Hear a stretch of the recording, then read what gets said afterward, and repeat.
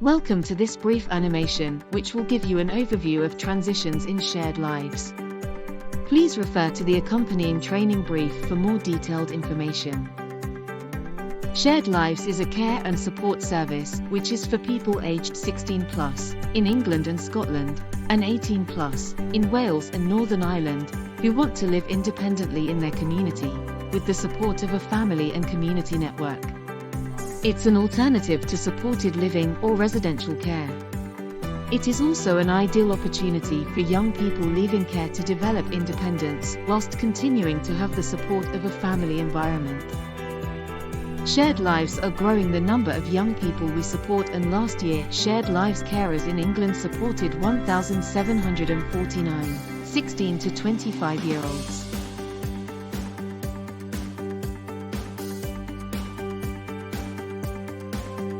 At Shared Lives Plus, we define transition as the period before, during, and after a young person moves from children's to adult services in all settings where transitions from children's to adult health or social care services take place.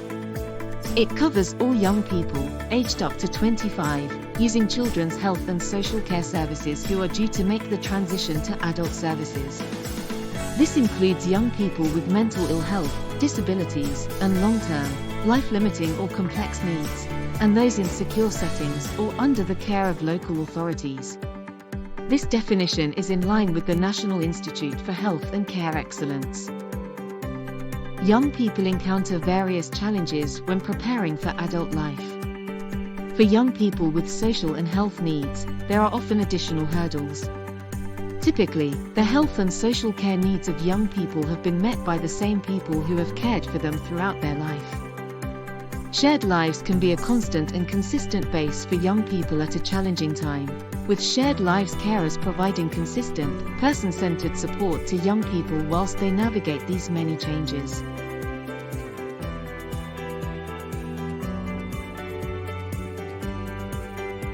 To ensure a successful transition, professionals should collaborate to coordinate a personalized plan for the young person built around their needs and preferences. It should cover the responsibilities of the professionals involved in their care and identify a key coordinator. In Shared Lives Plus, we have found that the transition process can sometimes be variable. A 2014 report from CQC says, only 50% of young people and their parents said they had received support from a lead professional during the process leading up to transition to adult services. And more recently in 2022, a CQC update said some of the problems found include some children's services stopping the care they provide before the equivalent adult services have started, families feeling confused and distressed by the lack of information and support given to them. In Shared Lives, in line with NICE guidance, young people and carers are involved in the planning of all arrangements. Young people are supported as adults at a level appropriate to their developmental level. Is extremely person-centered and a strength-based support option. Follows clear safeguarding guidelines and processes. Many Shared Lives schemes have involvement with children's teams, foster care teams and others from when a young person is aged 16. This is to ensure that there is sufficient time for a smooth and safe transition for all involved.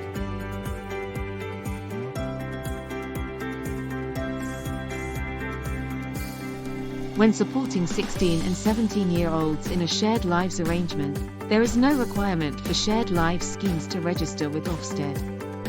This is because Ofsted and the CQC have an agreement that CQC will monitor arrangements for people aged 16 and upwards. Shared Lives must ensure that the ages of the people supported is reflected in their statement of purpose, and that CQC holds a current version of this. Have appropriate knowledge and skills to support the young people in line with the CQC key lines of inquiry. Understand relevant children's legislation, specifically the Children's Act and relevant safeguarding. Be aware of how the Mental Capacity Act and the deprivation of liberty safeguards apply to 16 and 17-year-olds. Be aware of the entitlements of young people aged 16 and 17 who are on care orders. Carry out appropriate DBS checks for working with children. Ensure that the shared lives carer's insurance covers them to support people aged 16 and upwards. These areas would be considered during inspections by CQC to make sure shared lives schemes are adequately meeting the needs of these young people.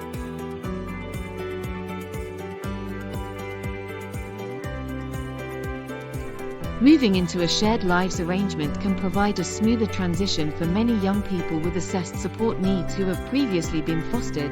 This enables young people to continue to receive the care and support they require, in a familiar environment with people who love and care about them.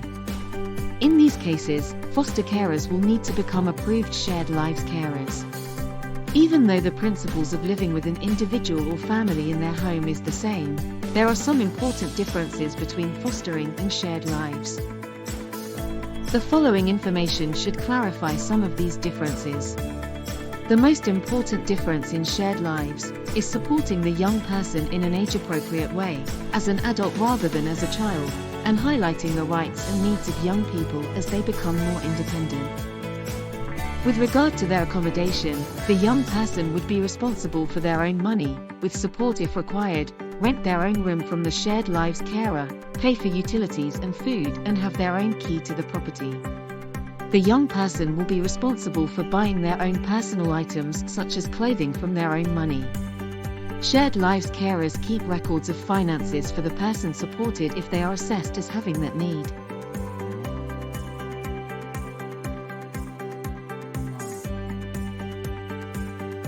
Foster carers who wish to continue caring for the young person living with them will have to complete the approval process to become a shared lives carer and understand and agree to the key differences when supporting an adult compared to a child. The approval process includes an assessment of their knowledge, experience, capacity and abilities to support the young person. Training likely to include adult safeguarding, medication, mental capacity, person-centered planning, budgeting skills, letting go and moving on. Review of their foster carer assessment and work as a foster carer.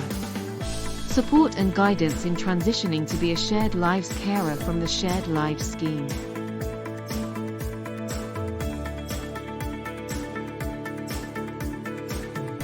Shared Lives Plus and the Fostering Network recognize the benefits of intergenerational practice, which are of benefit to all parties. There are many instances in which shared lives carers may find themselves assisting with the transition of young people from children's to adult services. There are also instances where they may provide accommodation and support to both children placed through the fostering service and adults under shared lives.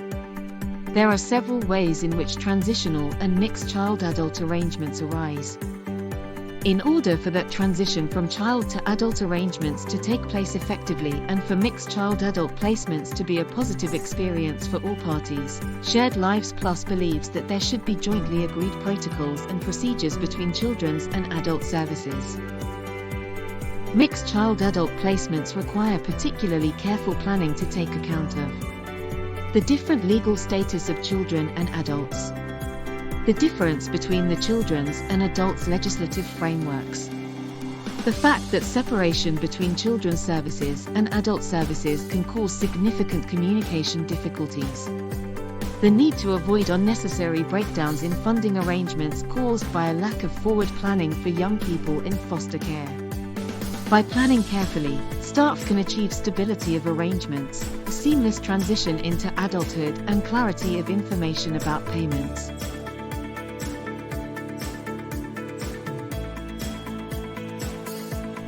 Shared Lives works to make sure that appropriate and effective arrangements are in place for young people and works to principles of good practice.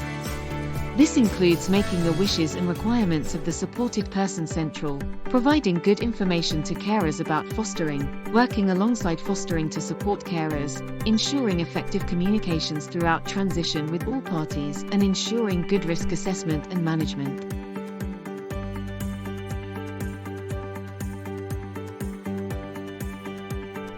For young people leaving care, who have been assessed as having eligible adult social care needs, shared lives can be an ideal alternative to residential care, supported living, supported lodgings, hostels and bedsits. Shared lives arrangements can give young people support to develop skills towards independence and independent tenancies.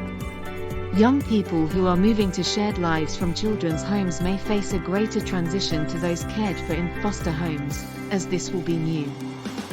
It is important to ensure that all young people are involved in the decision-making and execution of the changes for a smooth transition, but it is especially important for young people who are unfamiliar with shared living in a family home environment. As with planning any new shared lives arrangement, it is important to ensure that young people are actively involved in the matching process. Young people regularly visit and have overnight stays with their shared lives carer to familiarize themselves with new surroundings and people prior to moving.